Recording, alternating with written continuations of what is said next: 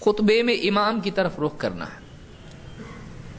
بہت سارے لوگ یہ نہیں جانتے ہیں کہ سنت خطبے کی یہ ہے سننے والوں کے لیے کہ سامعین امام کو دیکھیں، گھورے نہیں اس کو، لیکن اس کی طرف نگاہ ہو کہ ایک آدمی خطبہ دے رہا ہے تو خطبہ دیتے وقت میں لوگ نیچے سر رکھ کے بیٹھتے ہیں، اور دو فائدے اس کے ہوتے ہیں ان کو۔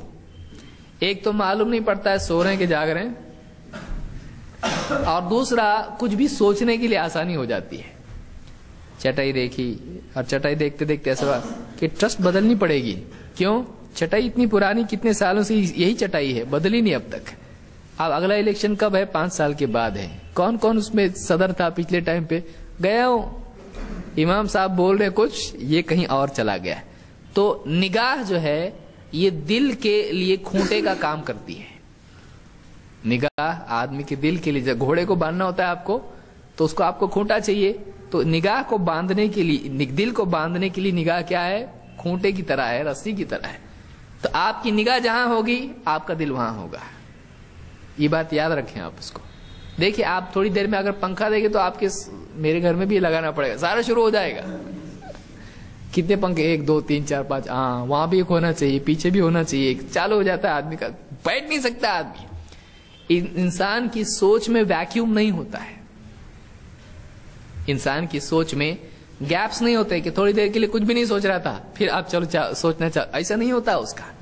وہ ہر وقت کچھ نہ کچھ سوچتا رہتا ہے، اور اس سوچ کو، جیسے پچھلے زمانے میں ٹرین میں وہ ڈالتے تھے نا کوئلہ، تو اس کی سوچ کو، وہ جو کوئلہ ڈالنے والی چیز کیا ہے؟ اس کی نگاہیں۔ جو دکھتا ہے آدمی اس پہ سوچتا ہے، کیمرہ کتنے میں آیا ہوگا، ٹھیک ہے میرے گڈو کے برتھ ڈے پہ بھی ادھار ملے گا، کہ سارا سوچنا شروع کرتا ہے آدمی اس پہ، کچھ نہ کچھ سوچے گا۔ تو آپ کہاں رکھیں؟ امام صاحب کی طرف۔ امام صاحب، وہ بھی نہیں کہ کتنے بٹن ہیں ان کے کرتے میں، یہ بھی نہیں، یہ ایک مصیبت ہے۔ یہ نیا کرتا دکھ رہا ہے، کہاں سے لائے؟ نماز کی بات پوچھنا پڑے گا۔ یہ کو بھی ایک ایسا، کاش کہ میں بھی ایسا دکھتا، کتنا زبردست ہے۔ عید کے لیے ایک ایسا زبردست چاہیے اپنے کو۔ تو آدمی امام کی طرف نگاہ اپنی رکھے تاکہ امام کے خطاب سے اس کو واقعی فائدہ ہو۔ تو یہ بھی سنت ہے، یہ خطبے کی سنت ہے۔ عدی بن ثابت اپنے والد سے روایت کرتے ہیں، کان النبی صلی اللہ علیہ وسلم اذا قام علی المنبر استقبلہ اصحابہ بوجوہہم۔ ابن ماجہ نے اس کو روایت کیا، اور یہ صحیح روایت ہے کہ اللہ کے نبی صلی اللہ علیہ وسلم جب ممبر پر کھڑے ہوتے ہیں، استقبلہ اصحابہ بوجوہہم، آپ کے صحابہ اپنے چہرے آپ کی طرف کر لیتے ہیں، اپنے چہرے آپ کی طرف کرتے ہیں۔